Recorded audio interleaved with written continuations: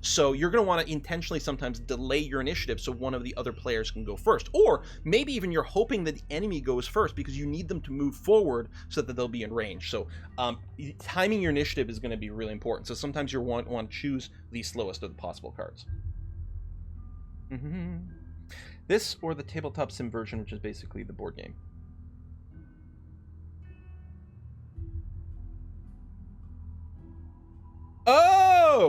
Oh, what? This is going to be so much better. So much better. Meet the Scoundrel. She's incredibly nimble and mobile, not to mention able to combo off huge amounts of melee damage when things line up just right. Let's help her get out of this sticky situation.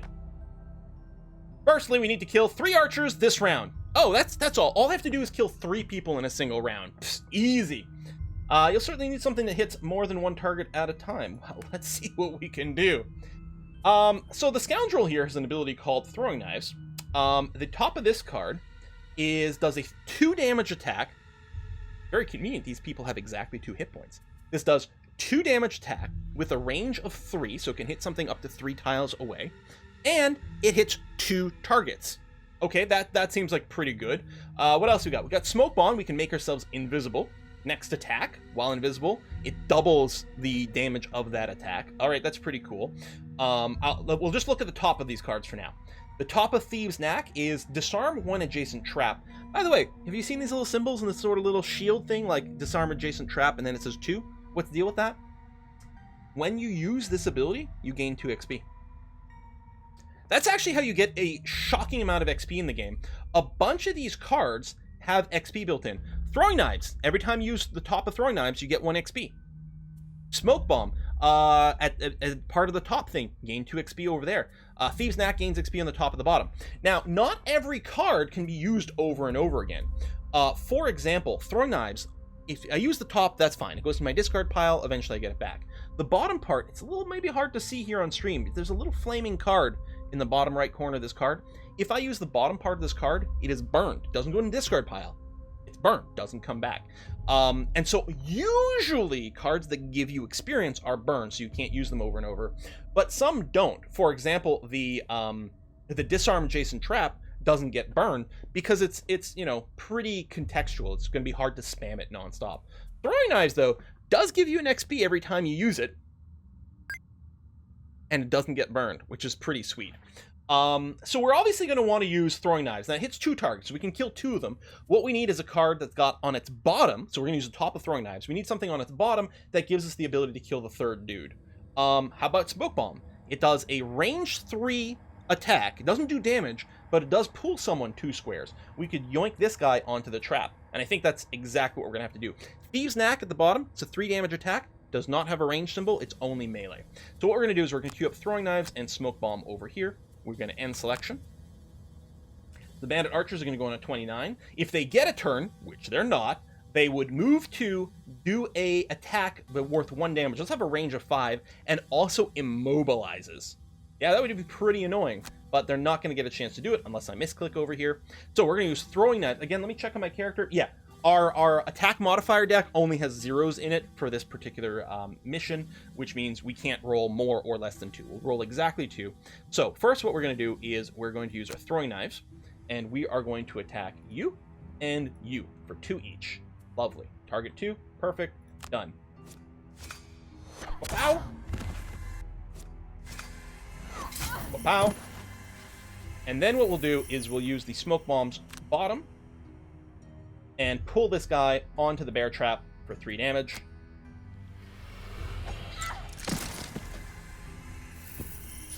Easy peasy. Ha! Feels good picking off multiple targets in a single turn, doesn't it? One last objective. Loot at least 5 piles of gold this round. Yeah. Alright, so, first I have to short rest, because I only have 1 card in my hand. You can't take a 1-card turn, so I have to short rest, which will burn 1 of the cards from my discard pile. Now, here's the thing. If it turns out the card that got picked for a burn, which is Smoke Bomb here, if I really, really need it back, I do have the option of inflicting 1 point of damage on myself. And what I'll do is I'll draw a different random card from my discard pile. I'm guaranteed to keep Smoke Bomb. A different random card from my discard pile will then get discarded. Here, I don't need Smoke Bomb, so that's fine. We'll just go ahead and burn that. So this sort of like card management, card control is a big part of the game. So the way we can pick up loot, you can grab loot by ending your turn on a pile of gold. The other thing you can do is there are certain abilities, like this one here. The bottom of Throwing Knives is Loot 2. This will loot all treasure within a range of 2 from wherever I am. So the bottom of this card lets us do an AoE loot, area of effect loot, which is really good. But where we're standing is no good. What I need is a card that lets me move using the top part of the card, which is pretty rare.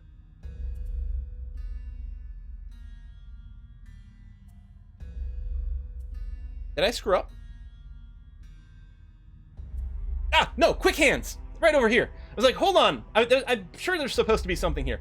Quick Hands lets us, at the top part of the card, does a move and an attack. So if we do Throwing Knives for the bottom and Quick Hands for the top, it doesn't matter what our initiative is. So what I'll do is I'll use the top of Quick Hands, and I'm just going to move to, say, here for movement. And skip attack. There's nothing I want to attack. Then I'm going to use Loot 2, and it even highlights the area that it's going to loot. We'll do that. Boom, boom, boom. We actually looted 6 treasures. We only needed 5. Done and done. Any differences from the board game? Other than the fact that it doesn't have the same campaign. The tactical combat, as far as I can tell, is 100% exactly the same. And what happens here in the digital version, currently, there will be the full campaign from the physical version at release. But here in early access, and at release, there's this Guildmaster mode that exists instead, which is an alternate sort of campaign. So that would be the difference right now between the physical version. But otherwise, I don't know. There maybe I think there might be a couple of classes in here that might not exist in the physical version. I'm not sure. All right, so that scenario is done. The scoundrel is joining the guild. All right, so now we've got a little bit of a party going on. Claim rewards. First thing we should do as a guild is reestablish the trade route with Gibbet Hill to the west. We've been having a small problem with bandits in the woodlands en route, but with the brute and scoundrel to assist, that's nothing that should cause you any trouble. It'll give you some much needed experience and job and allow me to get some new items in stock once the way is cleared. Go knock some bandit heads together. So, we'll go ahead and do that. We'll run off over here. Toss a coin to your hangman. We know what enemies are going to be there, where they're going to see bandit archers and bandit guards. Boom. I think I could have had all the treasure. I think you're probably right. But oh well. The road is deserted as you make your way towards Gibbet Hill. Trading in the area has effectively stopped for many months now, so few daring to venture along the main highways. As you make your way along the trail, wending its way through a wooded grove, the crack of a twig snapping underfoot pierces the silence. You hear rustling in the undergrowth getting louder as its source makes its way to you. We're going to enter this dungeon.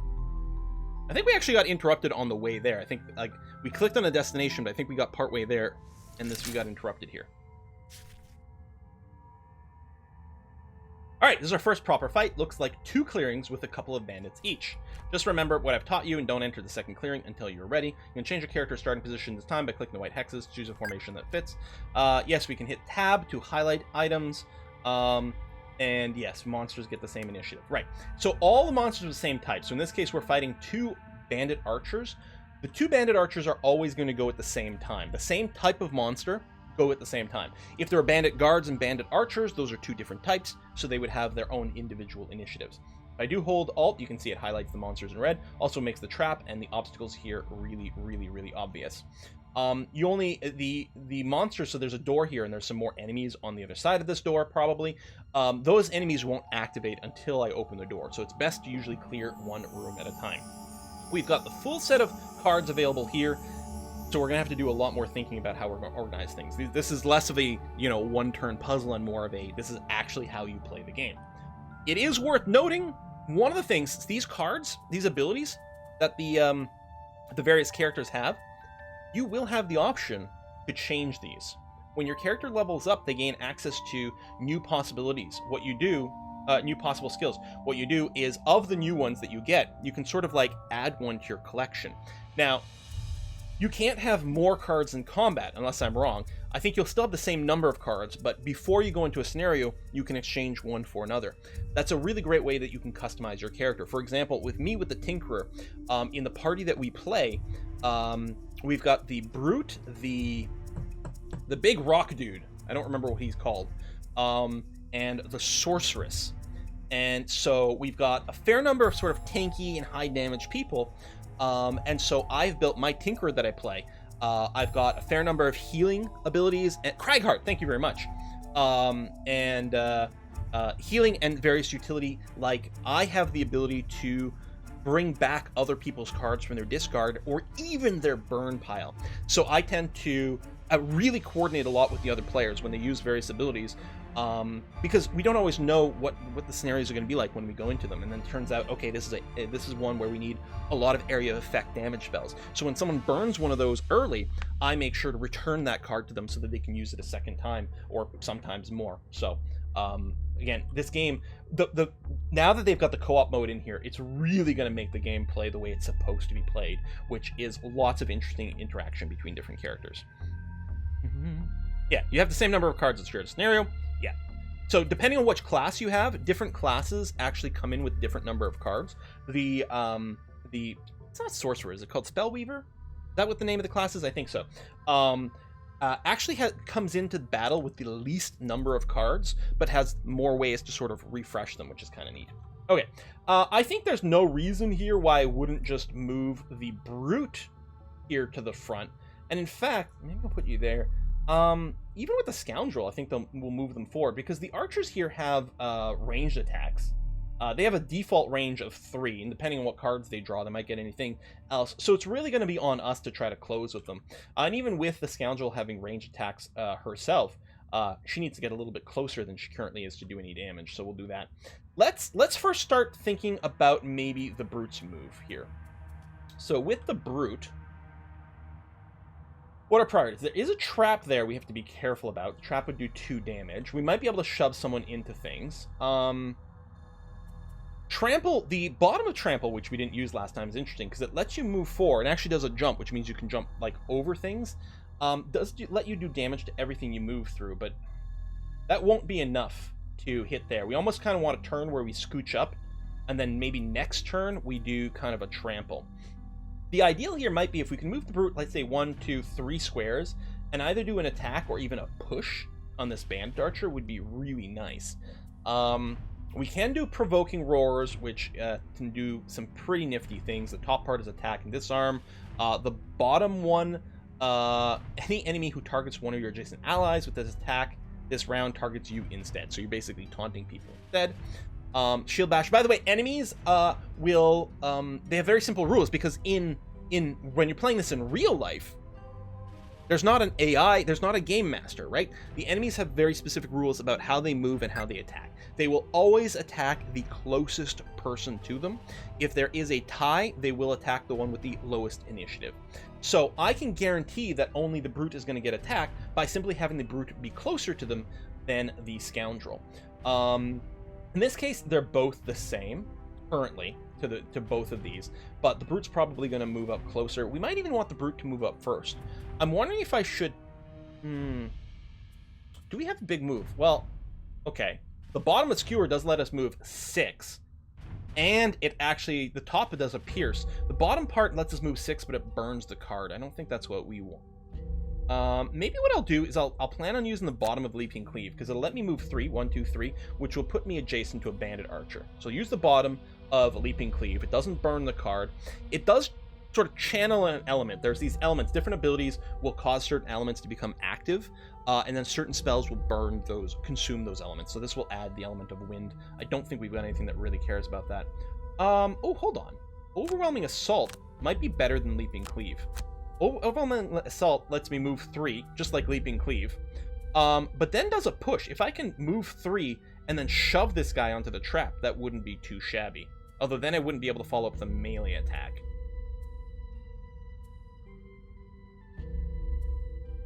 I like Balance Measure because it does do damage based on how many hexes you've moved. We could do something like the Skewer moves 6 to the back and then attack for 6.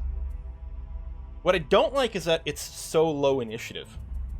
Yes, SCR. If you actually read the stream title or the game descriptions, you'll find out we are playing CK3 later on. We could also get the Scoundrel to pull first, especially on a lower initiative. That's not a terrible idea. It's only got a range 3. We actually can't pull anyone now. The Scoundrel would have to move first, using the top of a card that's got to move, which one was it? Quick Hands? Wouldn't be very efficient, though. We'd move 2, wouldn't really be able to do anything else. We would then be able to do a pull, but, you know, who cares about that?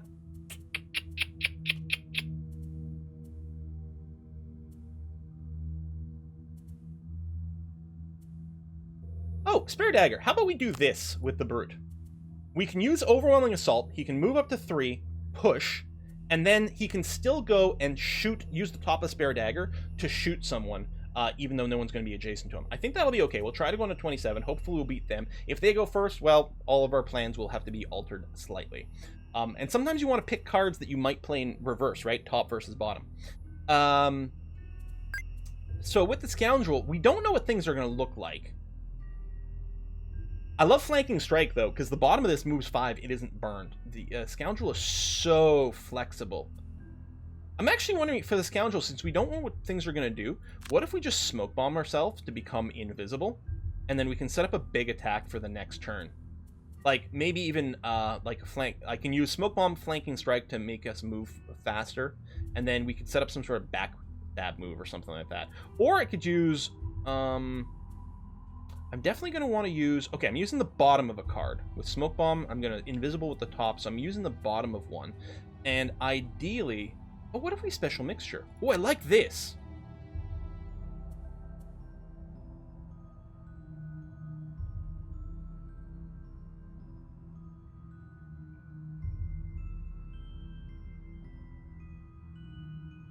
I don't think the poison... Well, we think, you know, as I can use the bottom of this, I can move, poison, and then Smoke Bomb to go invisible. I think I have a play. Okay. I'm going to end selection. The Bandit Archers are going on 14.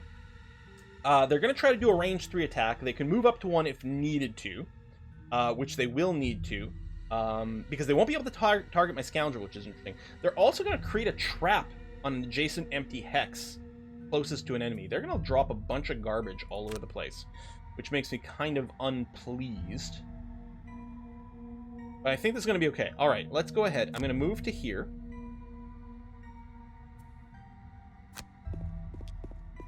I'm going to poison this enemy. Poison means they take 1 extra damage from everything. And then I'm going to Smoke Bomb. Go invisible.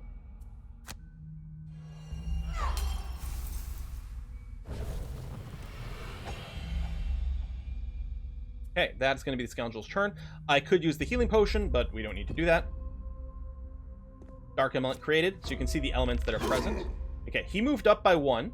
He shot me, and then he's going to put a trap in front of him.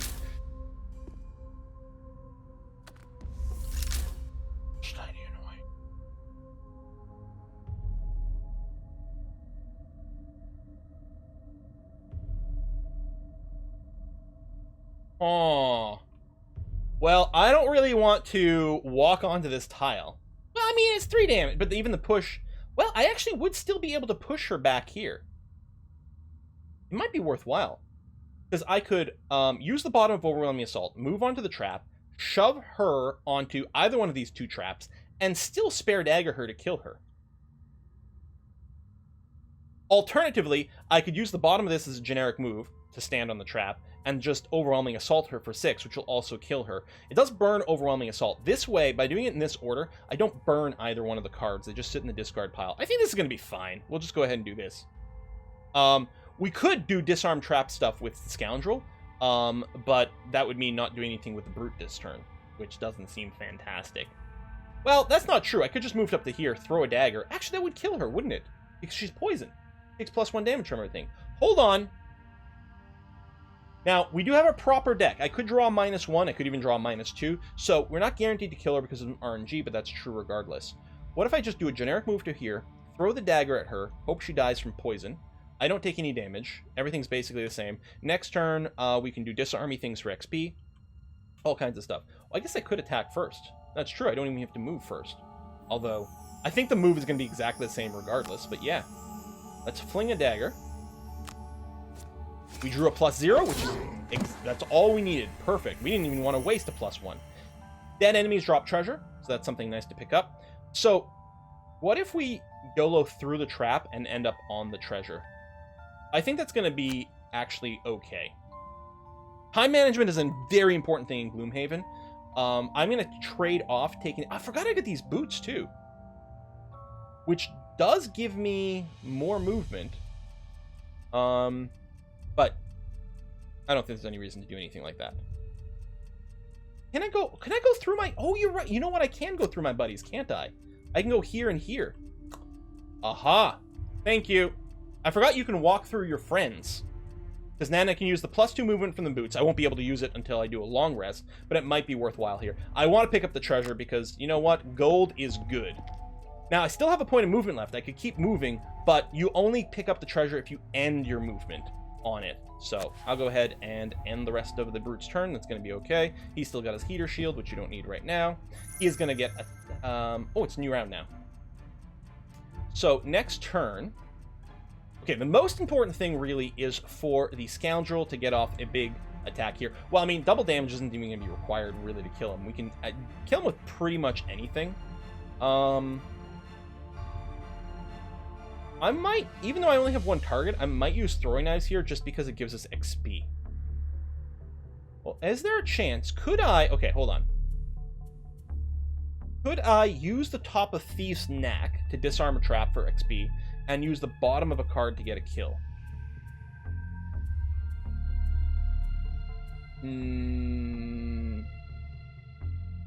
Oh, I don't have Smoke Bomb on me because that's just showing me that it's active. So the answer is no.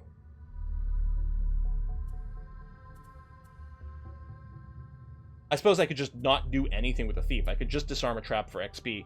I don't think that's very good. We'll probably disarm one. Because here's the thing to remember. We will get to sort of recycle these cards, but not much.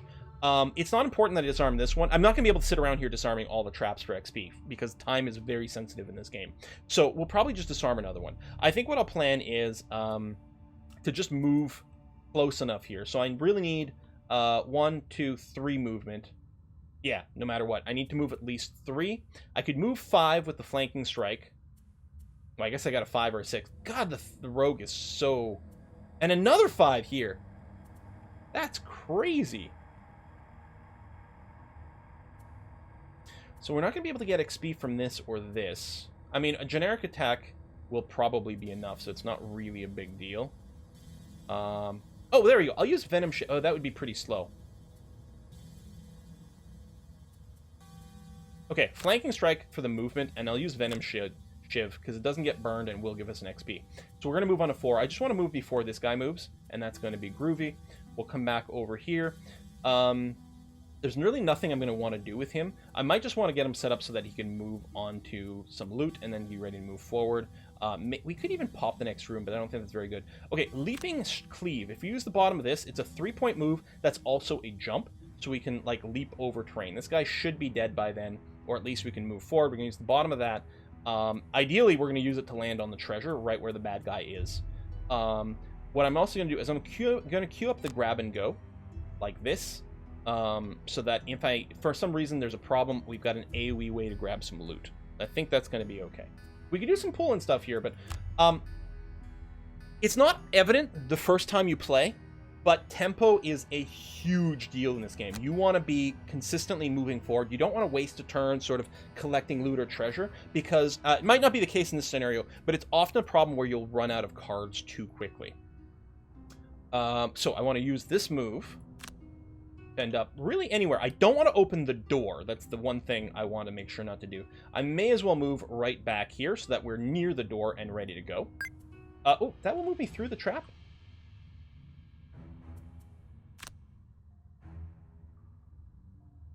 There you go. That was going to pass me through the trap. Got to be very careful not to do that. So we'll move around this way. Hopefully I don't do any misclicks through this. And then we'll attack in the back. We're expected to do 6 damage, because it's a 3 damage attack, except it's going to be doubled because we're invisible right now, and that's our special ability. Oh, pow. +0, 6 damage, dead, dead, dead. That is going to be the end of the Scoundrel's turn. Lovely. And then here, indeed, I will just... Actually, what I should do... No, I can't get there anyway. I was going to say, I mean, I can get here and then use... Oh, no, I can't use the AoE loot, so... No. We'll just undo. We'll go with plan. We're going to jump, so jump is not going to trigger any traps. And I don't even have to use the loot ability, because it's gonna count for me just standing here, but, you know... Makes no difference, one way or another. The card's going to get consumed. Even if I didn't use it, it's still going to go into my discard pile. That is the turn there. So a jump just lets you ignore obstacles along the way. You still have to end in an empty tile, but it lets you ignore obstacles. So you can jump, you're jumping over traps, over enemies, over obstacles. So I jumped over this trap to get over here to not take any damage. That's what we did. Okay, so I'm going to plan on running through this door here. And there's a good chance the enemies aren't standing right behind the door. So what I want to do is I think I might prep something like Skewer over here because it's a move of 6. This should let me... I can move 2 squares, it'll open the door, we'll see what's in the room, and I'll still have 4 moves left over to get up close and personal with someone. I don't know how enemies are going to be placed on the other side. I don't know if we can reliably expect them to be positioned for a sweeping blow or anything. I think a sweeping bash might be a good way to go. We'll do something like this, and I think I want the Brute to go pretty early here. So he'll pop open the door, and then we'll try to smash them in the face. It's 4 damage, stuns, gives us XP, does burn the card, that's okay. Oh my god! There is gold in the top corner there. So the ideal would have been to move here and use the loot ability. Son of a... Yeah, but I wasn't looking at chat too much. Turns out I have to play the game and commentate. So some people saw it, and unfortunately, I was not able to catch the message in time. Well, that's disappointing. It's going to have to just stay there, where we can't stop to pick it up. But yeah, the Brute, I should have moved here and then used the loot ability. Womp womp. Which would have been exactly the same as the move I did, except better. Alright, I'm going to queue those up, and then here... we could also prep for like a bunch of movement with the Scoundrel and then use the top of a card for some damage, but I'm not sure that's going to be as important. In fact, I'm wondering if we might expect less movement and use a throwing knife to do some damage.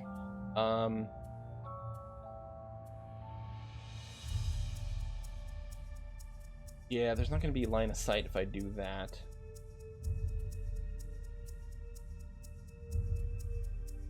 I think it's going to be, we're going to plan this, and then throwing knives. I guess we're going to go before the Brute regardless.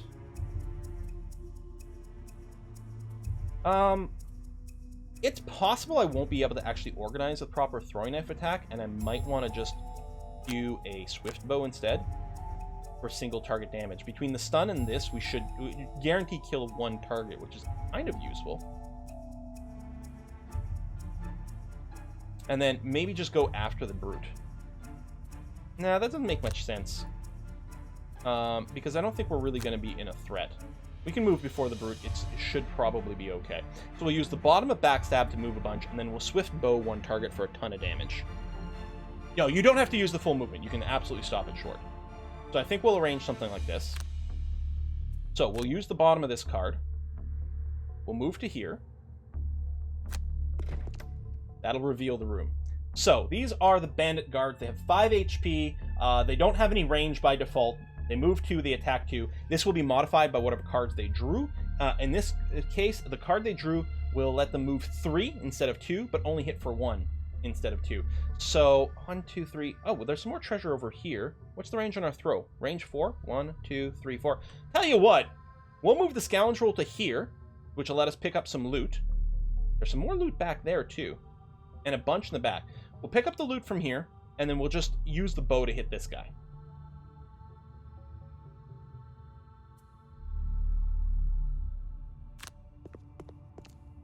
I mean, I guess I could have gone to another one as well. Does it matter which one of these 2 we end up on? Can't think of a reason.